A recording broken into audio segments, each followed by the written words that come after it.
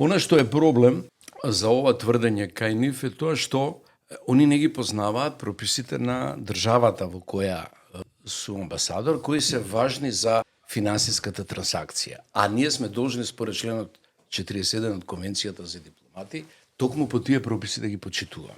А тие се следни. Кога објектот на СФР кој се продаде тамо, вреди македонскиот дел 4 милиони евра, адвокатската канцеларија ни ги префрли 2/3 од парите веднаш на сите републики, 1/3 задржа додека не се плати данокот кој купувачот е должен да го плати, 1 година има рок да се плати. Тука немате пристап до тој остаток од пари. Овие пари кои ви ги префрлиле, ја им ги префрлив во буџетот и затоа објавив сметки, они ги знаат тие. Ова 1/3 кај сите амбасади они ги држа 1 година. Кога го одмрзна, кога го платил данокот купувачот, кој да е на таа зграда, они ги префрлија и тие пари после година дена. И јас како што ги добив таа втора транша и таа втора транша ми ја префрлив во буџетот. И ги објавивме тие сметки, искочија и во јавност. Сега нивната теза е следна. Дека јас сум ги добил сите пари, но сум тактизирал, не сум ги праќал во МНР, туку сум ги трошкарал лево десно. И потоа некако сум компензирал и кога ми текнало, кога ми загустило, сум ги вратил. Таква една теза има во пријавата. Тотално незнаење на процедурата, која е испоштувана онака фас 100%, и се тоа ако падне, а паѓа, идејата е да те мкнат по судови, да те